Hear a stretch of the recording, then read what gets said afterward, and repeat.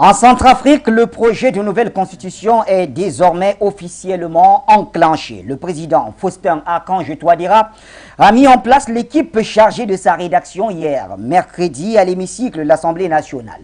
Bien que cette idée émane de la volonté populaire, et comme on pouvait s'y attendre, une certaine opposition rejette ce comité et a saisi la Cour constitutionnelle. Et bien que vous inspire la mise en place de ce comité chargé de rédiger une nouvelle constitution, le refus de participation de l'opposition radicale entrave-t-il la marche de ce projet qui se veut révolutionnaire? Voici autant de questions qui trouveront réponse dans quelques instants.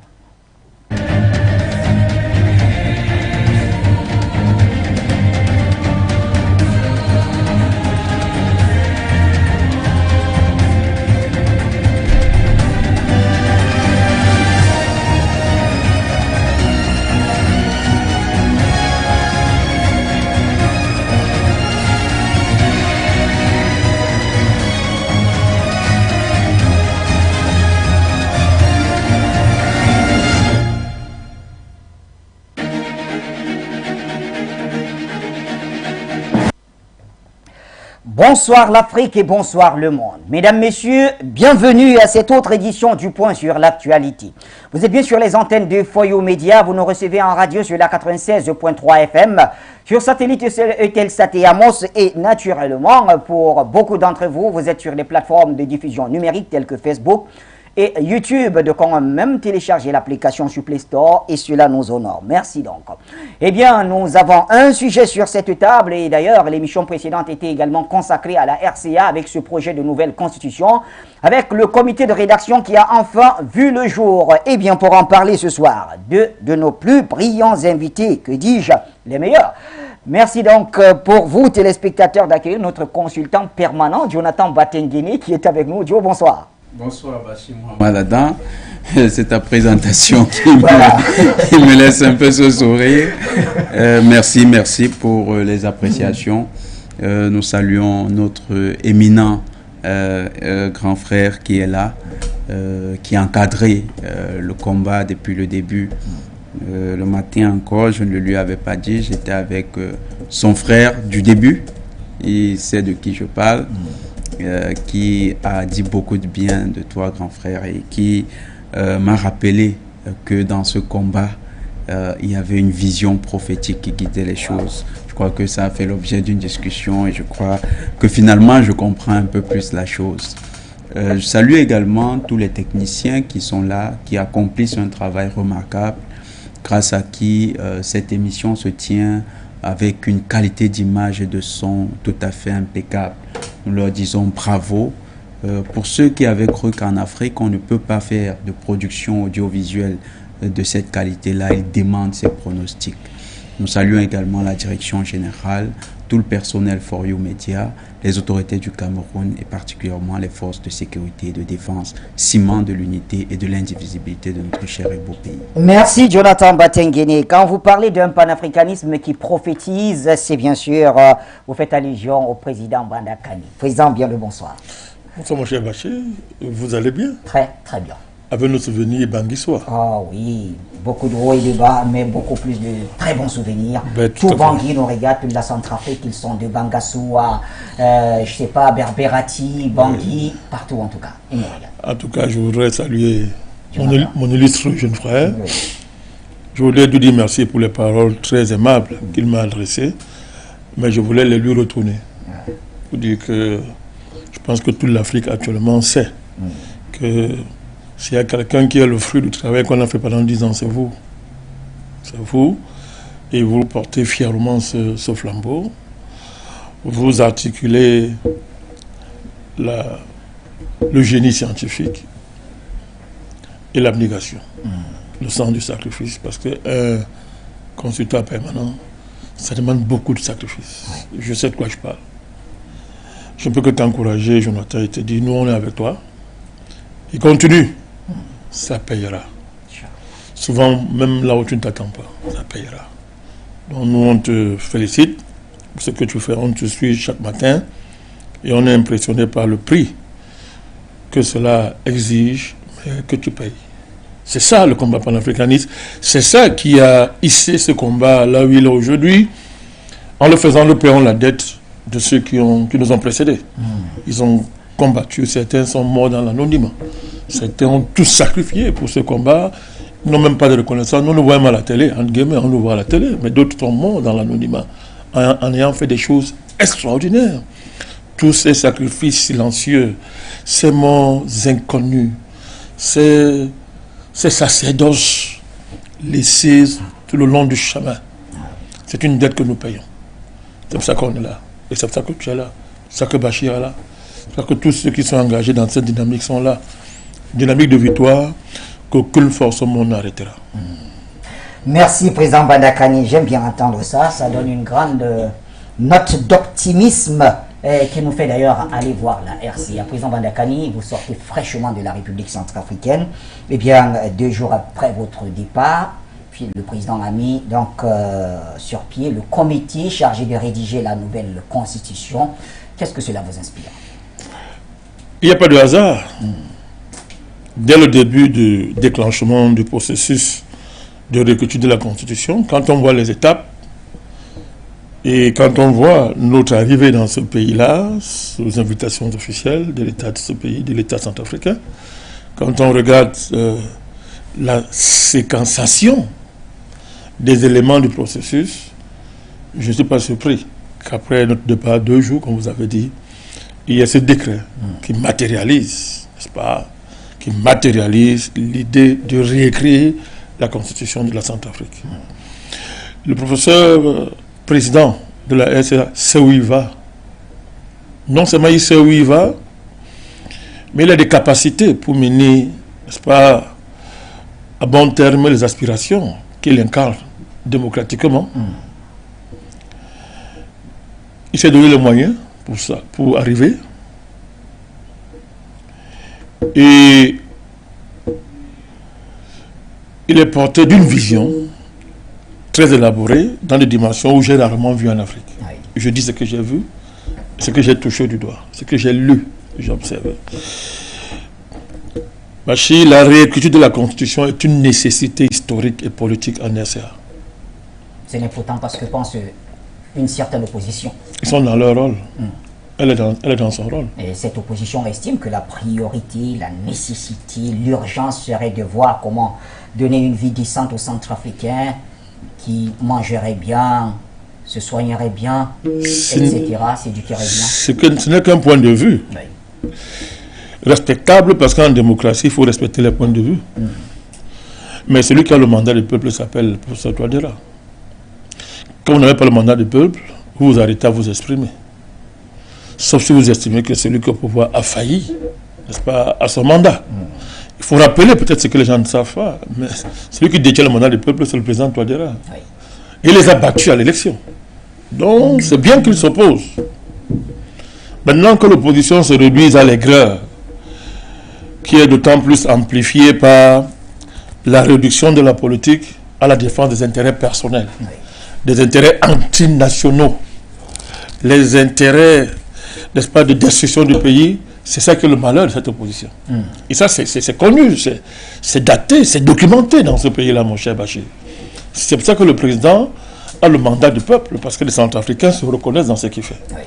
Alors, quand je dis que c'était une nécessité historique et politique, la réécriture de la Constitution, mais c'est au regard de l'histoire de ce pays. On va pas revenir là-dessus, nous l'avons suffisamment démontré. Oui. Quand nous étions là-bas, dans le cadre de ces émissions que nous avons faites, c'est par rapport à l'histoire de ce pays.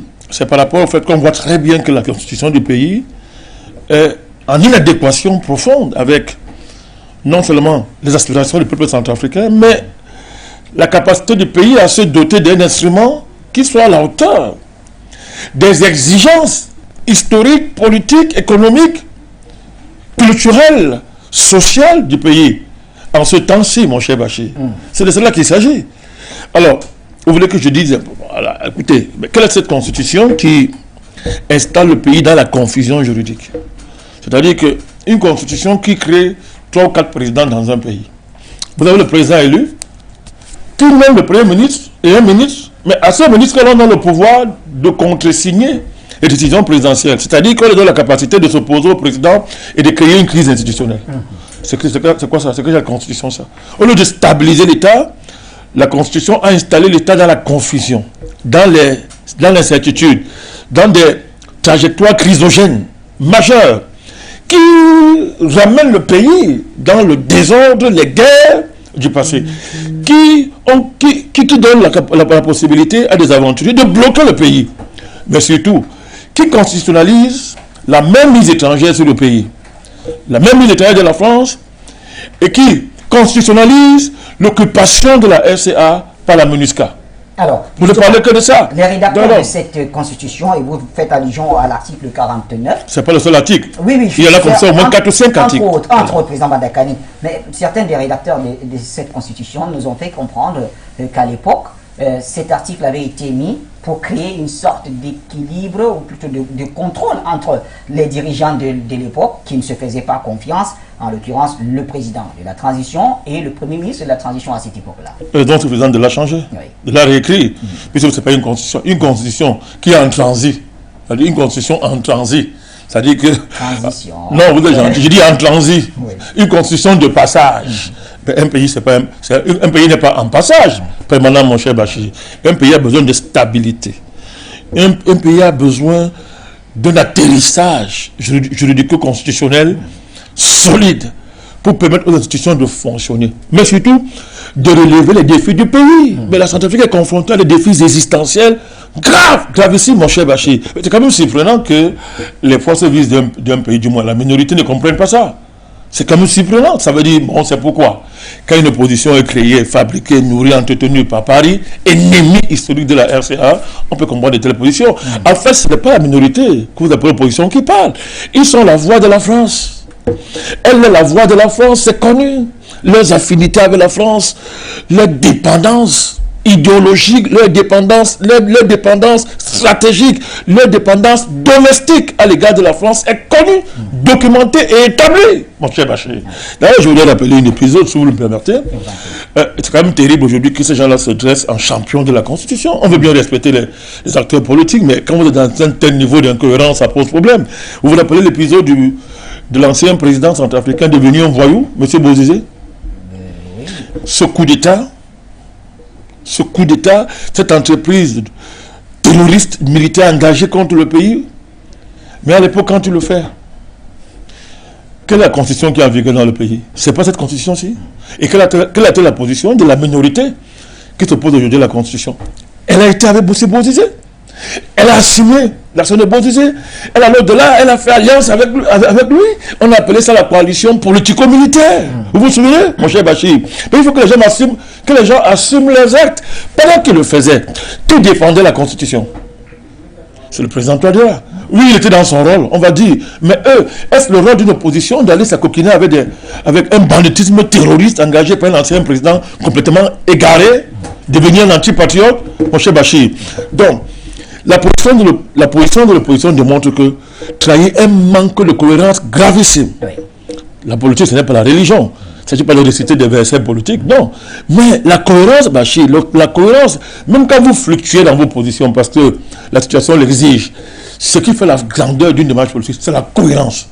Là, comment on peut défendre ça? Comment on peut défendre la position actuelle de l'opposition centrafricaine quand on se rappelle l'alliance, n'est-ce pas, de facto et de jure qui l'a lié à M. Bozizé, qui était à la tête, n'est-ce pas, d'une entreprise de destruction de la Centrafrique, de destruction de la Constitution sous le parapluie et le parrainage de la France. Quelle est la crédibilité qu'elle a aujourd'hui pour prétendre défendre cette Constitution? Non, elle ne défend pas la Constitution. C'est un prétexte pour défendre, n'est-ce pas, sa servilité légendaire à l'égard de la France, aux ennemis de la Centrafrique, qui en retour lui rapporte de l'argent, n'est-ce pas, une sécurité matérielle et entre guillemets diplomatique qui manque à la majorité des Centrafricains. Ça peut pas continuer comme ça, mon cher Bachir. Merci, président Bandakani. Très cher Jonathan Batengene, on a écouté le président Bandakani dans ce jet. Il est d'ailleurs entré en profondeur, il faut bien le dire, dans cette analyse qui nous ramène quand même à vous interroger aussi sur ce que vous inspire ce comité mis en place par le président de la République, Faustin-Archange Touadéra, comité chargé de rédiger une nouvelle constitution. Il faut voir, hein, dans le décret de nomination, il y a beaucoup d'éléments de réponse. Dans le décret de nomination, vous allez voir un peu la constellation qui a été construite par le professeur Archange Touadéra. il essaye de ratisser large. Il va dans la société civile. Dans la société civile, il ne se limite pas qu'à quelques associations qui seraient représentatives. Il touche des associations qui sont dans la diaspora. Il va dans la diaspora, il prend en Amérique 1, il prend au niveau de l'Europe 1, il va au niveau des sociétés civiles locales, les ONG, il prend un représentant, il va auprès des sociétés civiles centrafricaines. Quand vous regardez le processus, il essaye de se doter de toutes les compétences.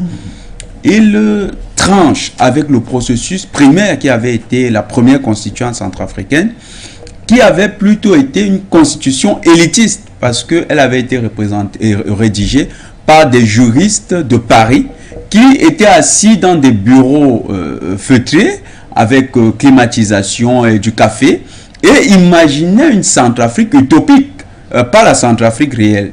Ici, le professeur Faustin Akan Touadéra prend des personnes qui vivent au quotidien la réalité centrafricaine.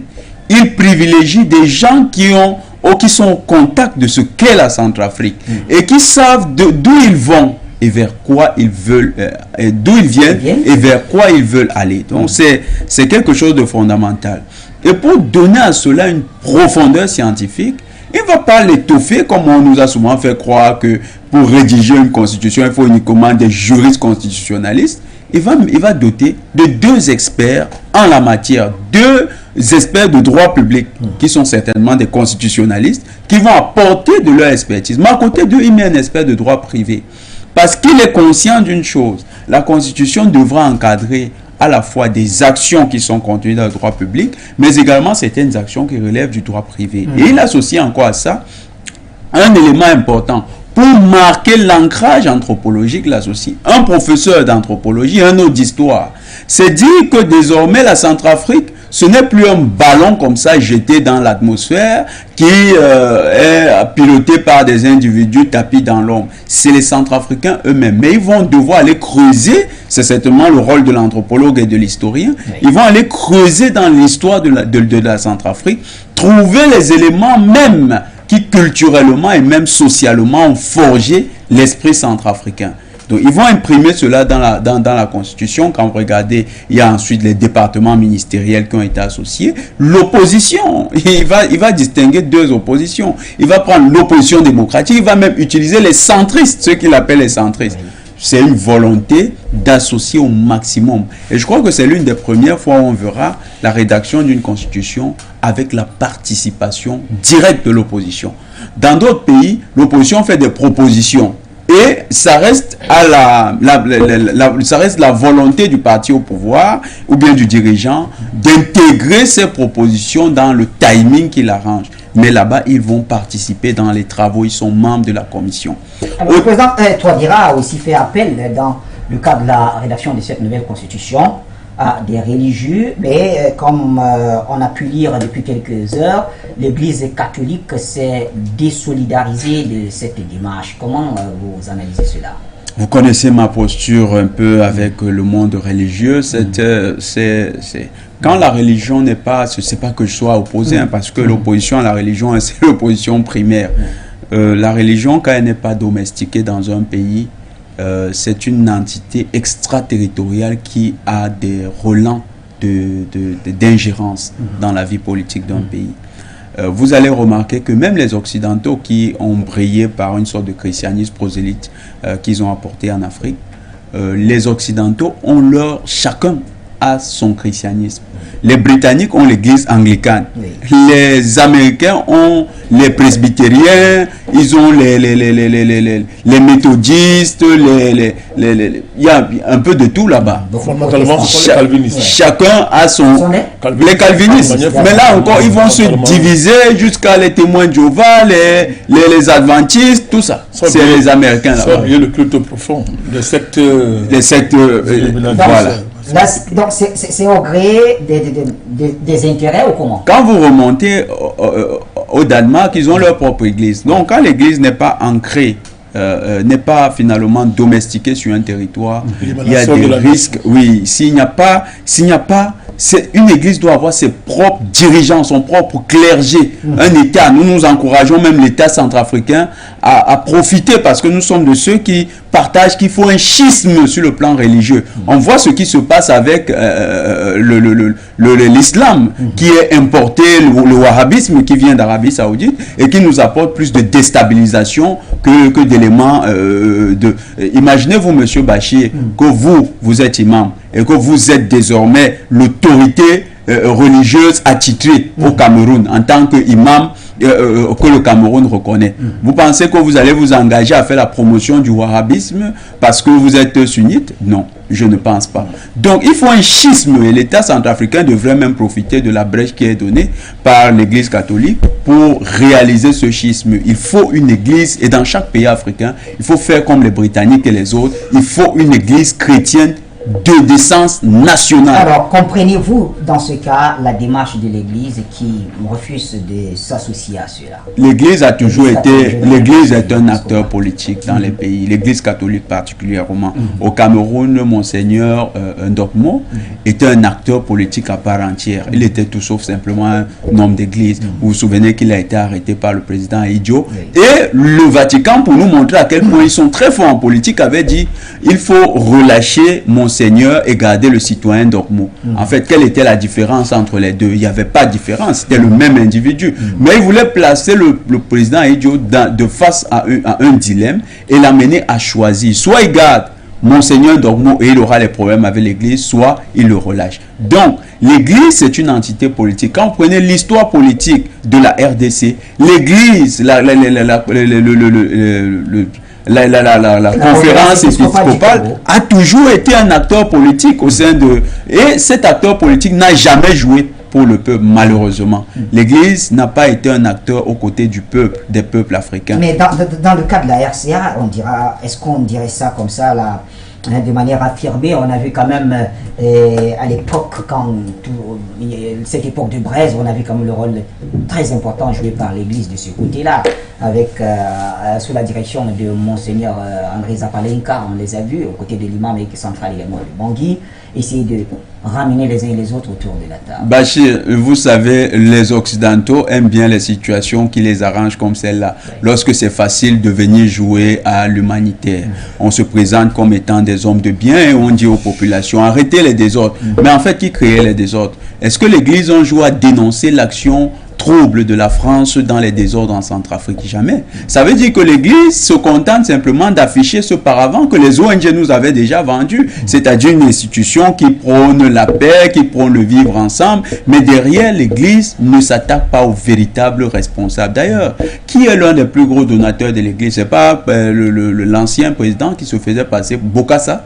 C'est Bokassa qui a été un des grands donateurs de l'Église en Centrafrique. L'Église a-t-elle déjà dénoncé Bokassa?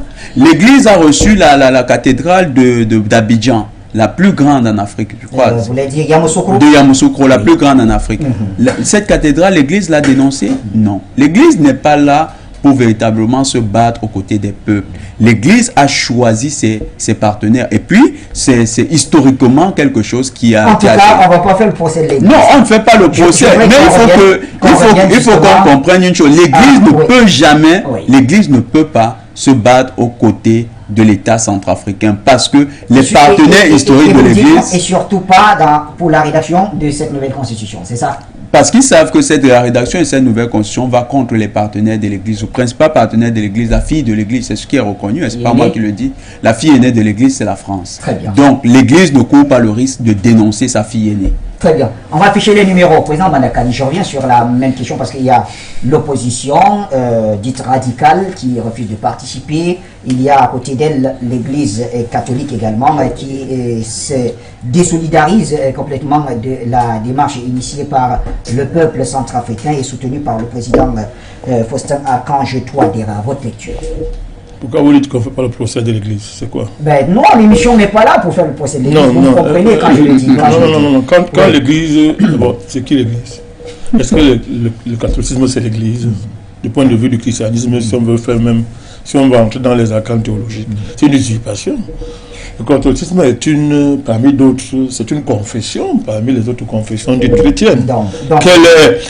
Laissez-moi parler. Oui, je vous ai justement précisé. Quel est un avantage historique et un prestige catholique? Voilà, il faut dire ça. Il faut dire ça. Ils n'ont pas le monopole de ce qu'ils appellent Dieu et de ses représentations. Deuxièmement, mon cher Bachir, on n'est pas surpris. La véritable religion doit émaner de la société qui la pratique. Tout à fait. Ça, c'est un principe sociologique de la religion. Ça doit émaner de la société qui la pratique, dans le sens que la société rencontre elle-même Dieu. Tout à fait. Et dégage la religion dans sa diversité, dans ses diversités. Ce n'est pas le cas avec cette histoire-là. Que les Africains soient devenus catholiques, c'est un fait historique que personne ne remet en cause. Mais ce fait s'est construit comment? Dans les dynamiques que nous savons. L'Église, la mission catholique a préparé le terrain à la colonisation de nos pays. Elle a béni la colonisation, elle a entretenu, elle a sanctifié, elle a donné l'onction du Christ à la colonisation. Ce n'est pas elle qui va décoloniser les pays africains. Regardez le comportement du Vatican dans le cas polonais pendant la guerre froide. Celui qu'on a appelé Pape Jean-Paul II, Karol Wojtyła. Je ne sais pas, son nom ne m'intéresse pas beaucoup. Il a dit que ça doit changer en Pologne. Il était l'acteur du changement en Pologne. Il a travaillé avec la CIA pour ça. Avec même le SDES français. C'est-à-dire qu'il était un agent du changement en Pologne. Mais quand on quitte la Pologne, regardez son comportement, ses positions en Amérique latine. Il fait excommunier tous les prêtres qui étaient du côté des pauvres. Qui s'engageaient contre l'impérialisme. Je pense à L.D. Don Camara, pour le citer que celui-là. Il les a excommuniés. Paulo Coelho. Ils sont nombreux. Il a pratiquement dissous la doctrine de la théologie de la libération. Il a dit que c'est anathème dans l'Église catholique. On peut citer par exemple comme ça. Ne parlons pas de l'Afrique. Quel combat l'Église catholique au niveau de sa hiérarchie a mené pour accompagner les peuples africains dans leur libération? Mais la constance, c'est quoi? La constance, c'est qu'elle s'est toujours opposée aux dynamiques d'émancipation. Et la constitution, le débat constitutionnel qui est en Centrafrique est une dynamique d'émancipation, c'est établi. Mais dans son rôle, le rôle de la hiérarchie catholique, il y a des progressistes chrétiens. Oui. Il y a des catholiques très progressistes. Je les connais. Tout à fait. Je parle de la hiérarchie catholique organisée. Ecclésialement pas. Elle a toujours été contre la dynamique d'émancipation des pays africains. Toujours. Au Cameroun, partout. Comment demande le contraire? Le contraire. Donc, le contraire aurait supplie. Deuxièmement, il y a une caractéristique sociétale et sociologique du clergé catholique en Afrique. Il regarde de haut les dirigeants de nos pays d'abord. C'est-à-dire que pour eux, c'est-à-dire un dignité de l'Église catholique est par nature supérieure aux dirigeants. Tout à fait. Mais ça n'a aucun fondement. Il y a justifie ça. Il n'y a pas de supériorité morale, spirituelle, parce qu'on a porté les soutanes pourpres de l'Église catholique par rapport à un dirigeant. Ils sont aussi faux comme les dirigeants, quand ils sont faux. C'est une institution criminelle, comme les États, quand ils sont criminels. En quoi est-ce que l'Église catholique, un dignitaire, un prince de l'Église, est par nature supérieur à un dirigeant? Deuxième aspect de cette affaire, Bachir. Ils aiment terroriser les dirigeants politiques. Sous le prétexte que non, ils sont au-dessus de la mêlée et qu'ils incarnent Dieu. Ils terrorisent les gens. Au Cameroun, c'est pareil. Ils donnent des leçons aux dirigeants. Ils donnent des leçons, ils ont des postures de donneurs de leçons. Vous fouillez la base de cette supériorité morale, il n'y en a pas. La base, c'est l'usurpation historique qu'a constituée, n'est-ce pas, leur présence chez nous, et les avantages qu'ils ont conquis par le mensonge, le faux, et la guerre et la violence, mon cher Bachir. Donc, il y a ce complexe-là. C'est bien de quoi? C'est bien justement du fait que, au commencement des sociétés modernes, après la colonisation, vous avez l'Église. C'est quoi on appelle l'Église? C'est pas eux qu'on est passé. Que ce soit les catholiques, les presbytériens, les méthodistes, tous ces machins-là. Tout cela. Quand la colonisation est arrivée, c'est d'abord la mine. Donc, la plupart des élites qui ont émergé ont été parrainées, n'est-ce pas, par ce qu'on appelle l'Église. Donc, ils connaissent comment tu étais petit, ce que tu as fait, ils ont des dossiers sur vous. Il y en a même ceux qui ont payé la pension, ceux qui ont scolarisé, ils ont payé les bourses, ils ont envoyé à l'étranger.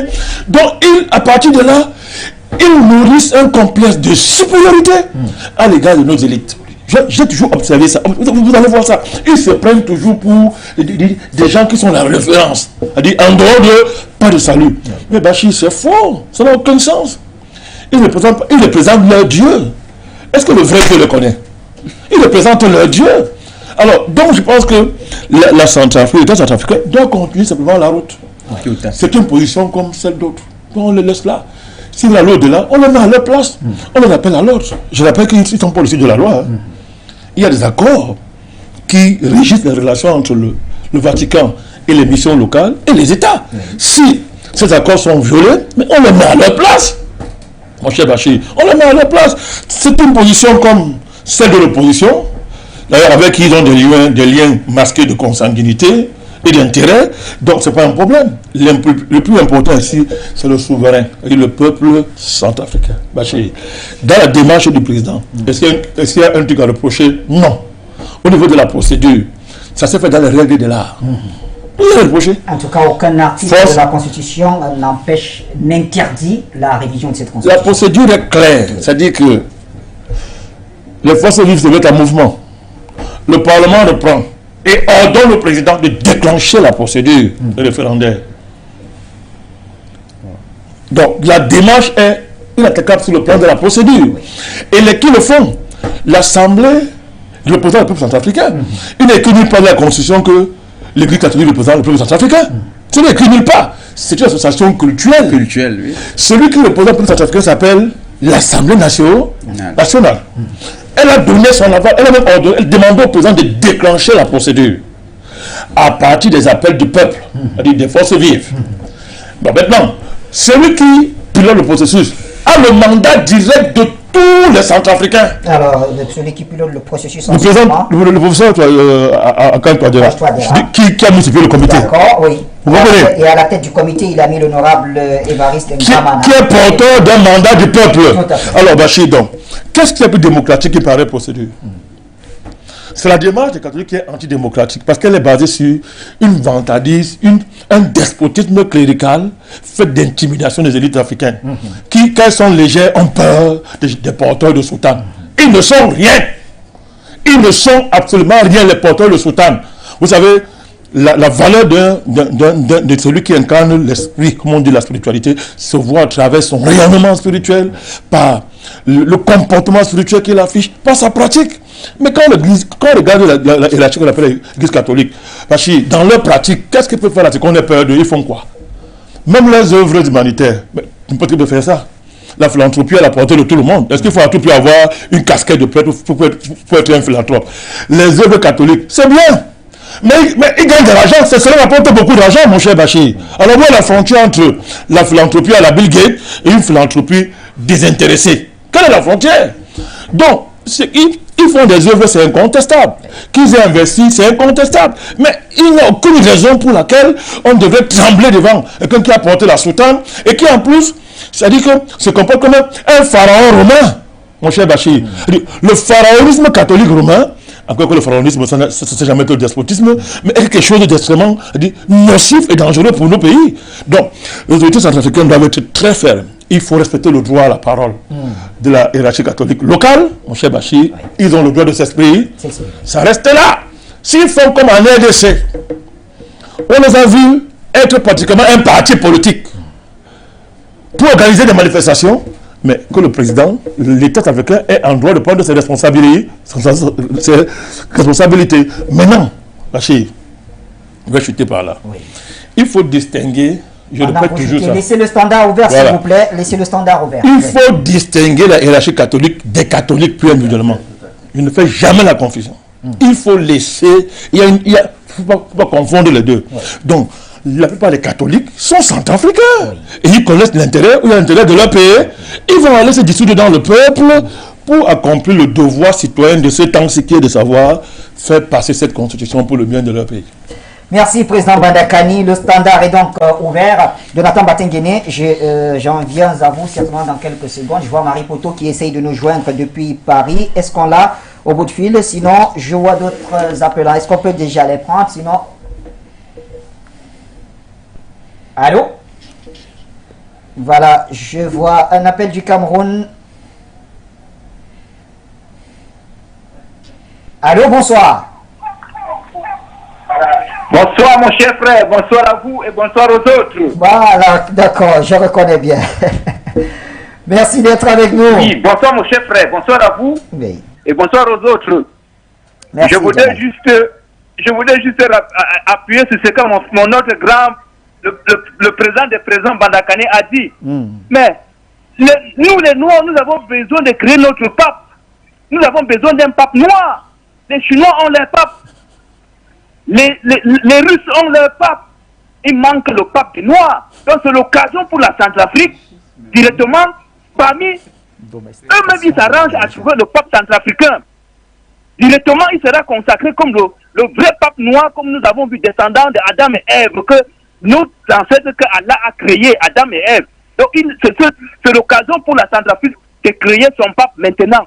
Moi, je suis musulman. Nous autres musulmans, le roi de l'Arabie Saoudite ne peut pas imposer aux Noirs, puisque l'Arabie Saoudite appartient aux Noirs. Et Saoud, c'est le nom des Noirs.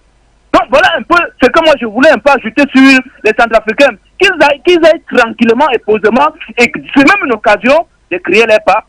Et je crois que ça sera le début de la pure libération de cette superbe colonie.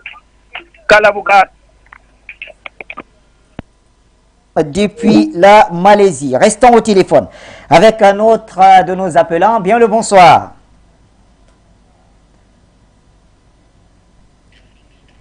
D'accord. Oui, Patrick Loco nous appelle. Allô, Patrick.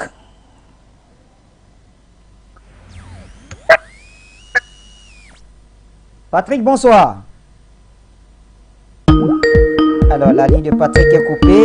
C'est Marie Poto qui essaye de nous joindre à présent. Marie Poto, bonsoir.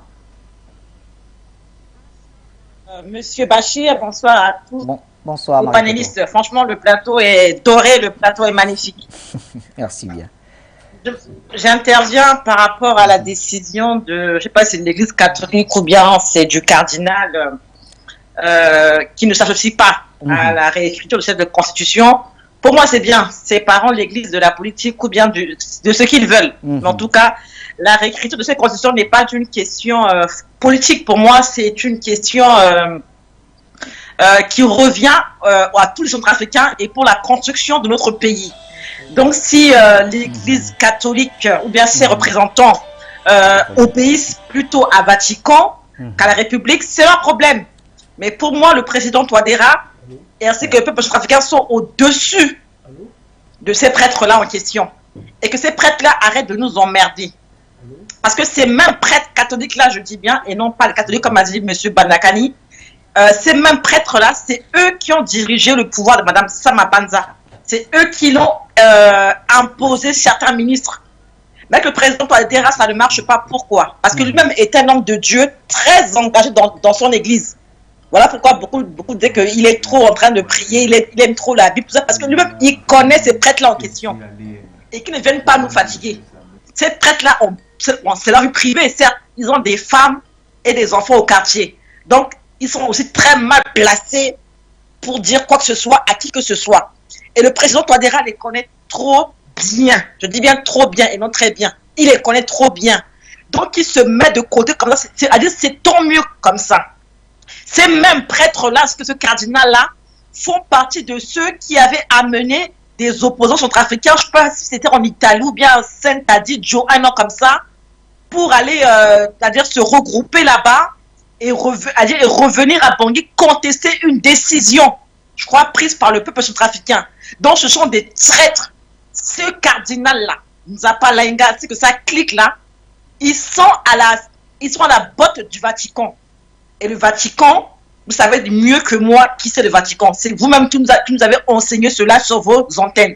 Donc, je n'ai pas besoin de revenir dessus. Le Vatican, le pape, tout ça, on n'en a pas besoin. C'est la Centrafrique avant tout. Et ces prêtres-là ne sont pas l'Église. L'Église avec un grand E est différente de l'Église avec un petit E. Bref, j'en reste là. Le président Touadéra est le garant de la RCA. Et nous comptons sur lui ainsi que l'Assemblée et nous-mêmes, peuple africain, afin de réécrire cette nouvelle constitution. Je reste là, Marie Poto Ramadan. Merci. Merci Marie Poto pour la contribution. On reste au téléphone. Je crois que c'est Patrick qui nous appelle.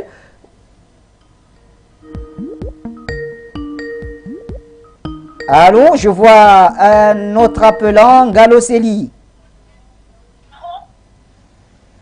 Allô, bonsoir. Oui, bonsoir, monsieur Ladan. Oui, comment vous allez? Très bien, merci. Très bien, nous vous écoutons. Bonsoir. Quelle est votre contribution?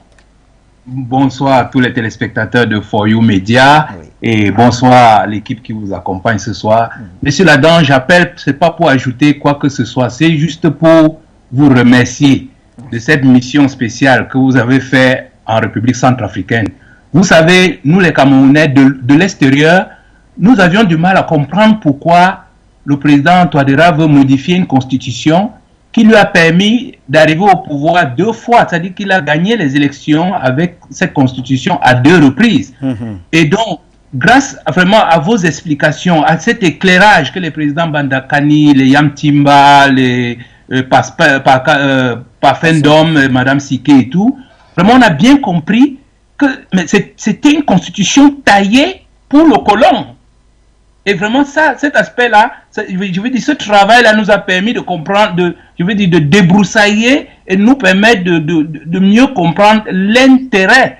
Parce que le président, lui, il a eu ses 2 mandats, il aurait pu partir et ne pas s'intéresser à la suite. Mais il s'agit de la République, de l'État de Centrafrique. Donc, cette modification est est incontournable pour permettre à ce pays de décoller. Bon, les aspects économiques et tout ça, etc., je ne peux pas plonger là-dedans. C'était le point que je souhaitais faire, monsieur Ladan. Merci de m'avoir écouté.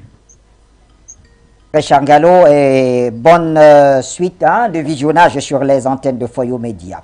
Alors, je vois notre cher Patrick Loco qui insiste. Est-ce qu'on peut enfin le prendre? Il est en ligne. Patrick, bonsoir.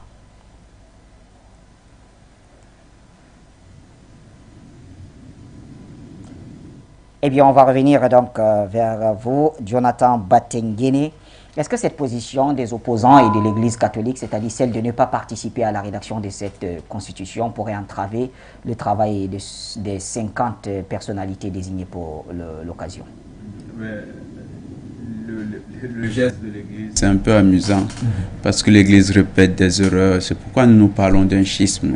Un des téléspectateurs a bien parlé. Il nous faut un nouveau pape, un pape noir, que les pays africains s'organisent, même s'il n'est pas pape. Les Russes ne l'appellent pas pape, ils l'appellent patriarche. Donc on peut lui donner un nom, un titre qui correspond à l'autorité du christianisme dans un de nos pays. Pourquoi je le dis? Parce que l'église anglicane est née de ce genre de querelle. Le roi Henri voulait, je crois Henri IV voulait une femme, soit Henri IV, soit Henri III, il voulait une femme, et l'église lui dit que la femme qu'il a, qui n'accouche pas, il ne peut pas se divorcer d'elle. Et il dit au pape, si tu n'es pas d'accord avec ma solution, moi je vois un jeune là, un jeune pasteur qui prêche, il peut m'aider à le faire. Et il m'a expliqué que l'église, normalement le christianisme ne m'empêche pas d'avoir une femme dans le cadre, de divorcer de cette femme. Et quand l'église a continué, ce monsieur a divorcé de cette femme, a chassé le cardinal et a épousé la femme devant le pasteur. C'est comme ça qu'il a récupéré tous les prêtres qui avaient changé de veste, ils sont devenus l'église anglicane. On a juste changé les habits, c'était ça la naissance de l'église anglicane. Donc le même scénario, pour nous aujourd'hui, dans notre dimension, nous pensons que le panafricain n'a pas besoin de fermer l'église. Mais s'il s'entête à devenir des institutions néocolonialistes, on peut simplement changer. Et le nom change, l'église chrétienne de Centrafrique, et ceux qui ne veulent pas qu'ils aillent à Rome pour servir les intérêts de Rome directement. Pourquoi? Parce que l'église est un caillou dans la chaussure des dirigeants africains.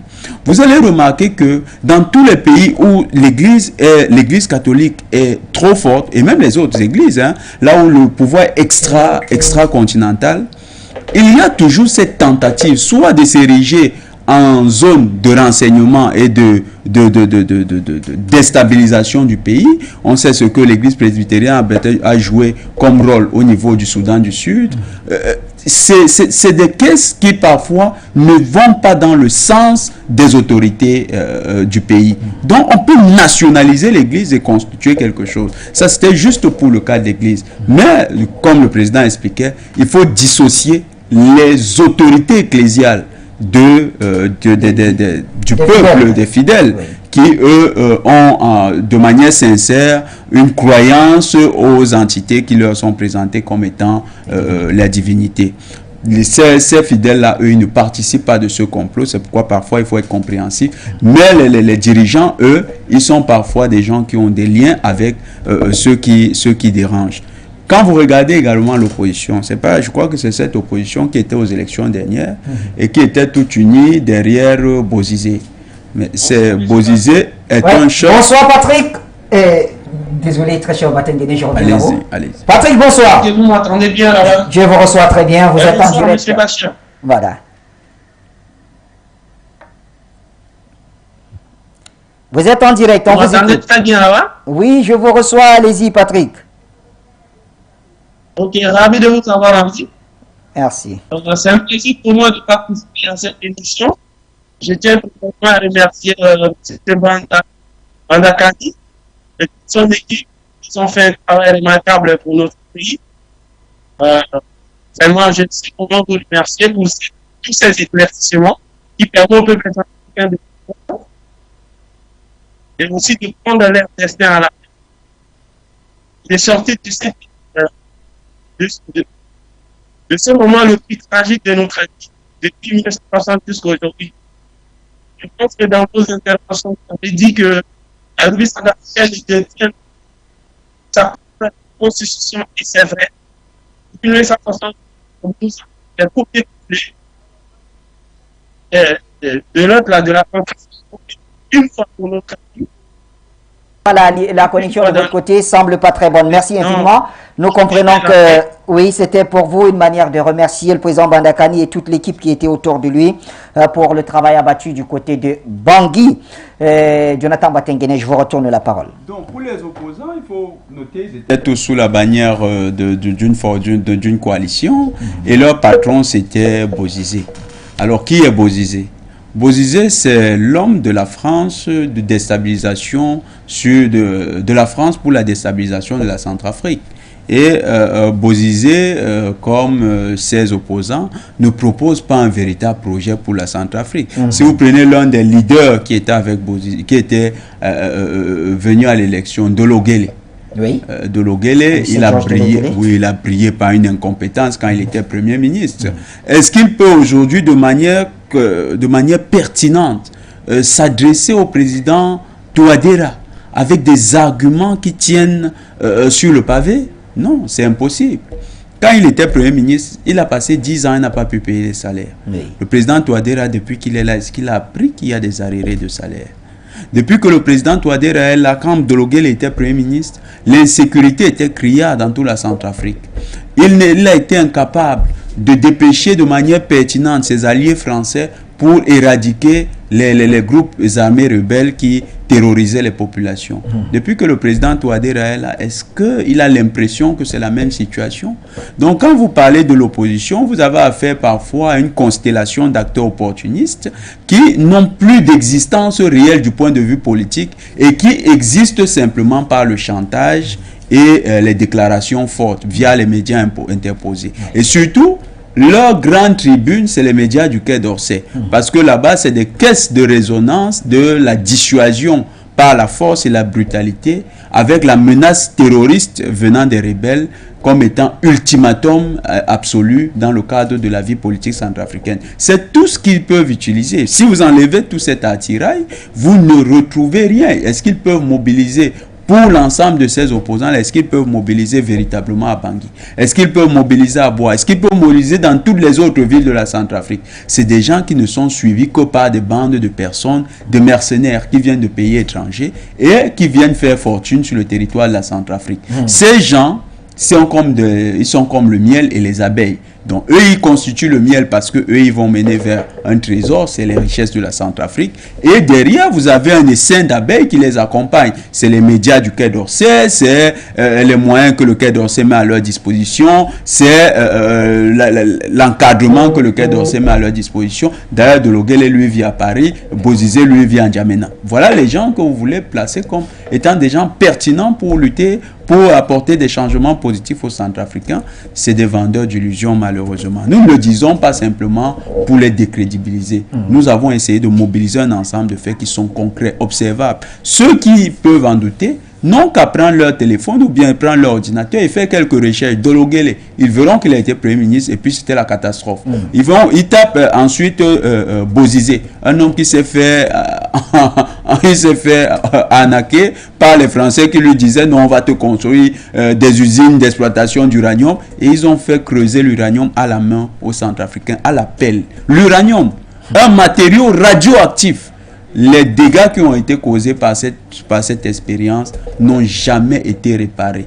Les hommes qui ont été mis en question n'ont jamais été poursuivis. D'ailleurs, le groupe Castel, ceux qui exploitent les brasseries ici au Cameroun, ils ont un scandale là-bas. Ils ont financé des groupes rebelles.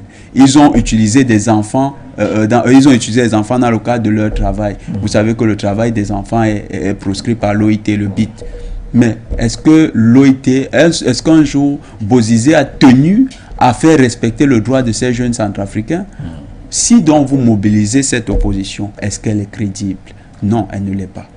Merci Jonathan Batengene. Lamine Diop nous appelle de Genève en Suisse. Lamine, bonsoir. Oui, bonsoir, mon cher Bachir. Bonsoir à l'ensemble des téléspectateurs et auditeurs de Foyou ainsi que de la technique. Bonsoir aussi à M. Batengene et M. Bandakani. Écoutez, Bachir, juste un petit sursaut sur les propos, sur les analyses que je trouve justes, parce que c'est pas évident de débattre sur le plan religieux, mais c'est vrai que bon, je reste dans leur sens. J'aime pas trop débattre avec la religion, mais c'est vrai qu'aujourd'hui, quand on regarde un petit peu l'historiographie, c'est clair, l'anthropologie et la génétique a été claire. En tout cas, ils ont été clairs. L'homme noir, c'est l'homme plus ou moins. Si on ramène un petit peu les théologies, c'est l'homme que Dieu a choisi. Donc si Dieu a choisi un homme, il lui a certainement donné une spiritualité, une certaine croyance. Bon, il se trouve que le monde comme il est, il y a des gens sauvés du Moyen-Orient, ils ont dit, écoutez, ce que vos ancêtres vous ont légué, c'est du bullshit. Je m'arrête là. En tout cas, comme disait Jonathan Batengene, c'est un Roland. Et ce Roland, c'est quelque chose, c'est une arme, en tout cas, que peut-être nos ennemis utilisent pour nous soumettre. Mais pour revenir sur la thématique, je reste dans leur sillage d'ailleurs là-dessus. Moi, je pense que si la rédaction de la Constitution, il doit y avoir retour à la démocratie ancestrale africaine, comme dit Simondé d'ailleurs, notre ami Simondé. C'est-à-dire autour de l'arbre à palabre, pour élire des grands électeurs. Je suis un petit peu intéressé sur ce sujet, je n'ai pas lu des livres de certains historiens africains, c'est vrai que c'était comme ça se passe en Afrique. C'est-à-dire autour de l'arbre à palabre, pour élire des grands électeurs par des groupes sociaux, régionaux, représentatifs. En gros, un grand électeur pour représenter les peuples de la forêt, par exemple, un grand électeur pour représenter les peuples voués au commerce, ou un grand électeur pour représenter les peuples voués au métier de la terre, etc., etc. Bien évidemment, je ne peux pas vous jurer que ce sera la rédaction de la meilleure constitution possible, mais je crois sincèrement que ce sera la moins mauvaise. Mais ce sera une extraordinaire émancipation, comme disait M. Bandakani tout à l'heure, et cohésion sociale, durable et tenable face à nos sociétés africaines subdivisées sociologiquement à travers cet héritage territorial de la conférence de Berlin. Il faut le signaler. Car en réalité, dans notre histoire, en plusieurs décennies, en tout cas en Afrique Nord, on a testé à peu près toutes les formules possibles et aucune n'a vraiment fonctionné. Et aussi, ce sera la moins mauvaise, car ce sera la première constitution qui sera délibérément thérapeutique. Et ça, c'est ce que le président Touadéra vise comme objectif. C'est-à-dire que ce sera une constitution qui sera bâtie très précisément pour combattre les défauts classiques de la vie politique en Centrafrique.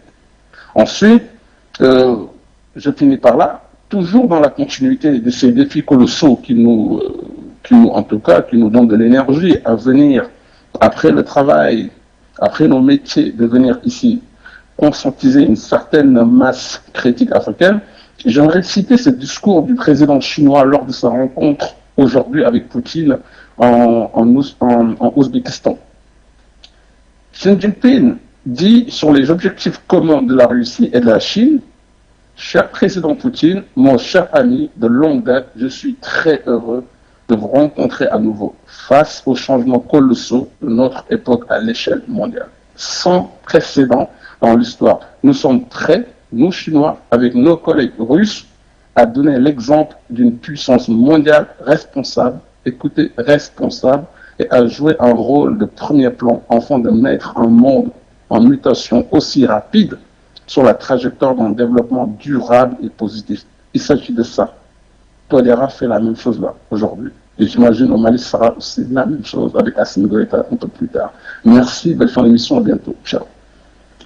Lamine Diop, et à très bientôt, comme vous l'avez dit. Président Bandakani, alors je me retourne vers vous pour faire remarquer quand même que la Cour constitutionnelle, depuis quelques heures, est en train d'examiner des recours contre la formation de ce comité de rédaction décrété par le président de la République. À quoi s'attendre? Rien de particulier. C'est une Cour, elle est dans son rôle, non? Oui. Dans le cas d'espèce, elle est dans son rôle. Donc, les arrêts de cette Cour, ces derniers temps-ci, ont démontré suffisamment qu'elle était une Cour qui ne comprenait rien à la Constitution et à ses missions. On ne pouvait pas émettre des décisions sur la base d'objets qui ne vous concernent pas. Mais dans le cas d'espèce, quand même, voilà. Là, Oui. je crois que la Cour est dans son rôle, comme vous l'avez dit. Est-ce qu'on pourrait se retrouver dans une situation où la Cour donne une décision qui annule ce décret présidentiel? C'est la démarche, c'est la France qui est derrière tout ça. C'est la France qui est derrière tout ça, on sait ce qui se passe. Donc, le président a rappelé dans son discours, lisez son discours, Oui. il a rappelé le conseil que justement cette soi-disant président de la Cour constitutionnelle Oui, c'est la présidente. lui avait donné. Comment? La présidente de la Cour constitutionnelle. Ok, d'accord. Comme vous dites, la présidente de la Cour constitutionnelle, le président a rappelé le conseil qu'elle lui avait prodigué lors de sa prestation de serment. Quand vous serez, monsieur le président, face à des décisions difficiles, retournez vers celui qui vous a donné le mandat, le peuple. Dans son discours, il l'a rappelé. Tout à fait. Bon, qu'est-ce que le président est en train de faire, mon cher Bachir? Qu'est-ce que le président est en train de faire? Alors, le débat est sérieux, nous l'avons démontré en Centrafrique, et l'Afrique, l'opinion publique africaine comprend ce qui se passe. De quoi est-ce qu'on parle? C'est quoi ces rituels constitutionnels, ces procédures constitutionnelles, ces coutumes, cette espèce de religiosité constitutionnelle dans un pays, mon cher Bachir, qui n'existe plus? Ce pays commence à exister avec l'arrivée du président Calderon au pouvoir. C'était un État totalement failli, mon cher Bachir. C'est quoi cette constitution qui ne peut pas empêcher un chef d'état-major de renverser l'État, de renverser le président? Combien de coups d'État, combien de guerres civiles a-t-on assisté à NCA alors qu'il y avait la Constitution? Tous ces coups d'État là, s'il n'y a pas de Constitution, mais la Constitution c'est pas un jeu, Bachir. C'est pas un papier, c'est pas un chiffon. Mais il faut qu'on soit sérieux. Donc vous voyez très bien que toutes les constitutions qui ont eu en Centrafrique étaient des chevaux de Troie, n'est-ce pas, de la destruction de ce pays, mon cher Bachir. Le pays est le plus pauvre du monde, Bachir. Pourtant, il est potentiellement l'un des États les plus riches au monde. Maintenant, c'est démontré. Les statistiques le démontrent totalement, mon cher Bachir. Ce pays a à peine un aéroport. Quand vous arrivez à l'aéroport de Bangui, si vous avez du cœur, mais il peut s'arrêter votre cœur, mon cher Bachir. C'est un scandale. Les Centrafricains sont dehors, en exil. Ils errent partout comme s'ils n'ont pas de pays, mon cher Bachir. Pourtant, il y a une constitution qu'on brandit matin, midi, soir dans le pays, depuis des années. Ce pays n'a pas de souveraineté. Il était la réserve de matières premières de la France, avec des accords coloniaux qui disaient qu'à partir de 5 mètres ou 5 km du sol, ça n'appartient pas aux Centrafricains. Est-ce que la Constitution, je vais déjà parler de ça? Est-ce que les catholiques ont déjà parlé de ça? Est-ce que les cours constitutionnels du Centrafrique ont déjà eu le courage un seul jour de démontrer que les accords néocoloniaux sont anticonstitutionnels, mon cher Bachir? Mais d'où est-ce qu'on parle? À un moment donné, il faut qu'on soit sérieux. Dès que arrive quelqu'un au pouvoir qui veut émanciper le pays, on lui fait les cours de constitution. Comme si le président ne connaissait pas ce qu'on appelle une constitution. Hein? On lui fait les cours de constitution. Quelqu'un est dans ses prérogatives, justement constitutionnelles. On lui fait les cours de constitution. Qu'est-ce que le président Touadéra a posé comme acte qui est anticonstitutionnel? Est-ce que la constitution actuelle lui interdit de faire ce qu'il est en train de faire? Mais de quoi est-ce qu'on parle? Alors, cette cour constitutionnelle est mise devant ses responsabilités, mon cher Bachir. Moi, je vais vous rappeler, hein, une cour constitutionnelle n'est pas au-dessus du peuple. Hein. Oui. Elle agit au nom du peuple. Je rappelle, une cour constitutionnelle n'est pas au-dessus du peuple. Alors, quand vous le dites, ça me rappelle cet extrait du président Touadéra. Justement, c'était hier quand il a déclaré, je le cite, se plier aux revendications du peuple, et il a estimé qu'aucune institution n'avait le pouvoir de se dresser devant la souveraineté populaire. C'est clair et net. C'est clair et net, mon cher Bachir. Qu'on nous comprenne bien, Bachir. Il faut qu'on soit clair. Hein. Nous ne sommes pas des anarchistes. Nous croyons et nous connaissons la valeur des constitutions. Oui. Mais, pourvu que ces constitutions soient réellement valables. Oui. Nous avons déjà démontré dans nos débats antérieurs, Bachir, à vrai dire, il n'y a pas de constitution en Afrique. Il n'y a pas. Mais nous avons dit que bon, compte tenu de notre situation et de la condition réelle de nos États, nous allons soutenir toute dynamique constitutionnelle qui va dans le sens de la libération et de l'émancipation des populations. Oui. Vous vous souvenez? Oui. Toute dynamique constitutionnelle qui va à l'encontre de cette dynamique, mon cher Bachir, nous allons nous opposer à cette constitution. Donc, pour nous, la constitution n'est pas une table de loi. Ce n'est pas un verset coranique ou un verset évangélique, de l'évangile. Donc, les choses sont claires pour nous, mon cher Bachir. Parce que nous voyons très bien que nos États n'ont pas de constitution parce que, vous voyez, on renverse nos présidents, on les assassine matin, midi, soir, alors qu'il y a des constitutions, mon cher Bachir. Ce qui est arrivé au président Gbagbo en Côte d'Ivoire, c'était quoi? Ce qui se passe dans le Sahel, c'était quoi? Ce qui se passe partout dans le continent. Quand on vient créer Boko Haram au Cameroun, quand on fait des rébellions, ce pays-là n'a pas de constitution. Mais quand les États-Unis disent clairement que nous allons financer un fonds pour la démocratie dans un pays qui a une constitution et qui a des dirigeants, quand M. Macron fait ce qu'il fait là, avait un sommet, il organise une rencontre de bandits à Montpellier, jusqu'à met un fonds pour la démocratie, qu'on confie à un Camerounais pour aller enseigner la démocratie au pays. Mon cher Bachir, mais ce pays n'a pas de constitution. Ce pays n'a pas de constitution. Quand les Américains votent une loi pour nous punir de toute relation avec la Russie, nous n'avons pas de constitution, mon cher Bachir. On parle de quoi? À un moment donné, il faut arrêter ça.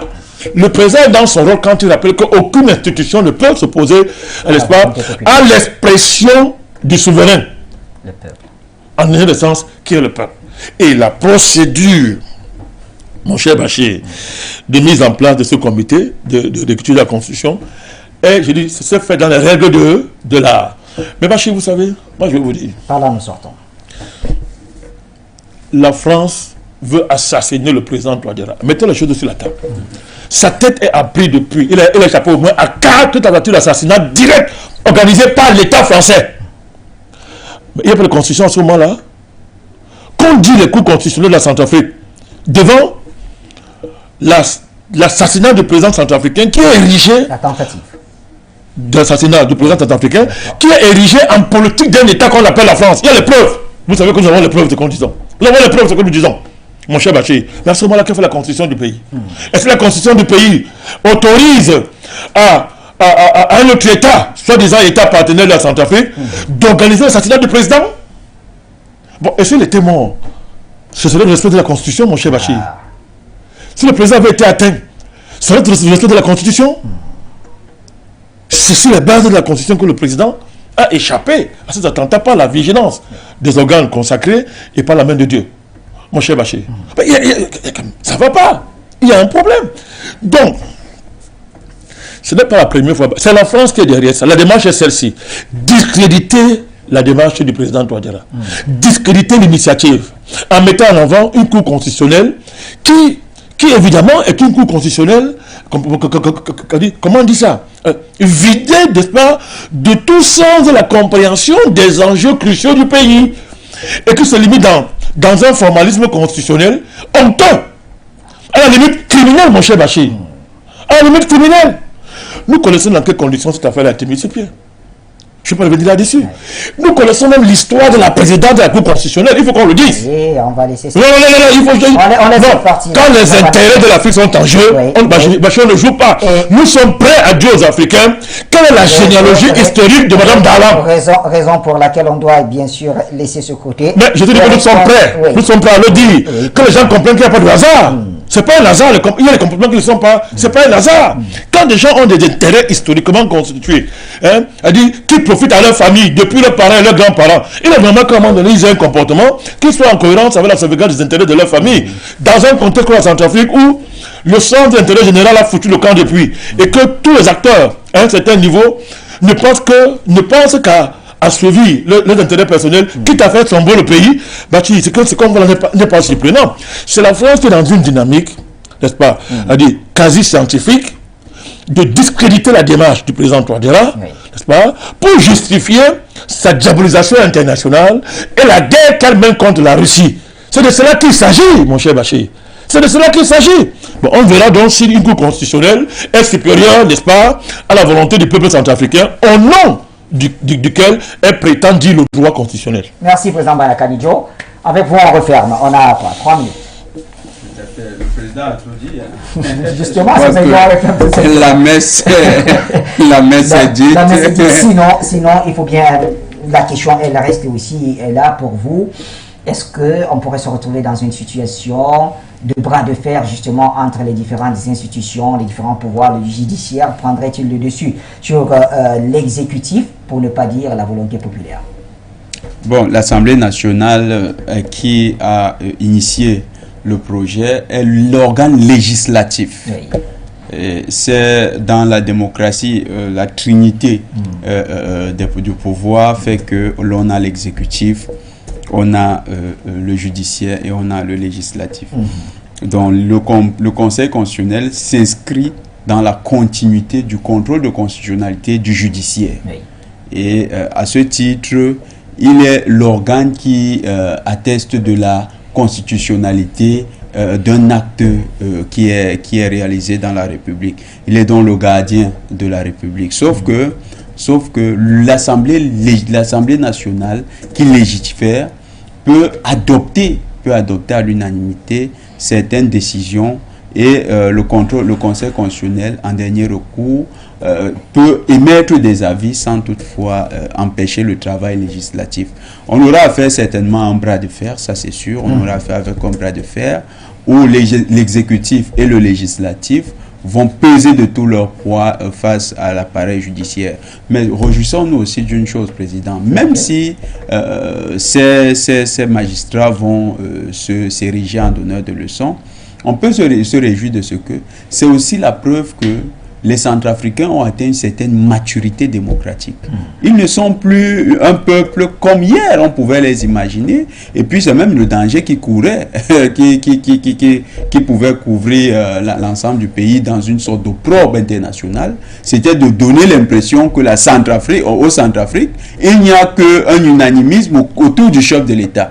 Et on aurait même pu dire que ces membres du Conseil constitutionnel sont des acteurs cooptés par le président. Vous savez ce qui est derrière. Moi je vous dis, vous vous rappelez, on a fait ça au Venezuela. Président, il y a une solution. Il y a une solution. Parce que le but, tu vas clôturer. Le but est de légitimer des sanctions qui vont prendre, dès que ça passe, ils vont, à défaut de le renverser militairement. Parce qu'aujourd'hui, quand la Centrafrique n'est plus un État faible comme hier, à défaut, ils vont prendre les sanctions internationales, amener ça à l'ONU. C'est ce que la France veut pour discréditer cette opération. Le Conseil constitutionnel est une institution de la République. Je suis d'accord. Donc, à ce titre, il y a des mécanismes qui peuvent amener la République à se détacher d'un ensemble de pesanteurs. Parce que le Conseil constitutionnel ne peut pas bloquer le fonctionnement de la République. La Constitution elle-même prévoit tous ces mécanismes. Donc, le président Touadéra devrait simplement, dans le jeu institutionnel, travailler pour ramener ces magistrats dans l'ordre des choses. Il n'est pas question, on va pas les influencer, on ne va pas même les menacer, mais juridiquement, leur pouvoir a des limites également.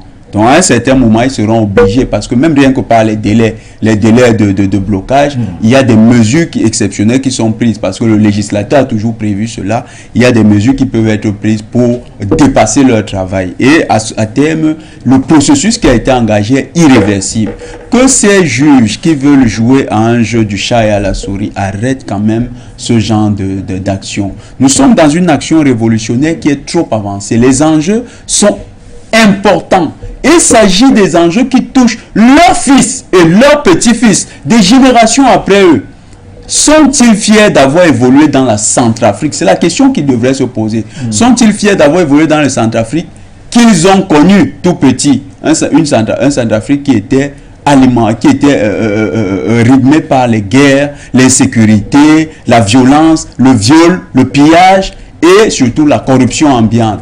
Ne seront-ils pas fiers de se voir dans une Centrafrique qui aujourd'hui a des lueurs d'espoir? Regardez rien que les images. Je les invite, ces juges, à regarder rien que les images du Centrafrique d'aujourd'hui. Je ne parle pas des images de la ville, parce que ça peut les tromper, le train-train de la vie quotidienne. Mais au moins les images télévisées, ils peuvent comprendre qu'il y a déjà une différence dans la posture des êtres humains. Il y a une lueur d'espoir qui surgit et ils ne doivent pas limiter cette lueur d'espoir. Le Conseil constitutionnel n'est pas un frein de l'activité gouvernementale, c'est juste un mécanisme qui permet à la République de toujours travailler en s'assurant d'être dans la continuité constitutionnelle. Merci très cher Jonathan Batenguene. En tout cas, l'équilibre entre les différents pouvoirs se fait de plus en plus sentir du côté de la RCA, et comme vous le disiez, il y a une très grande maturité démocratique de ce côté-là. C'est tout à l'honneur des Africains qui nous suivent en ce moment. Président Bandakani, bien le merci, et c'est la même chose à notre consultant permanent. Je voudrais bien profiter pour adresser un salut particulier à notre hôte Abou d'Angleterre, qui est dans le studio et qui observe attentivement ce qui s'est passé jusqu'ici. Retrouvez Bégoudé Madonné dans quelques minutes pour le grand journal de Foyou.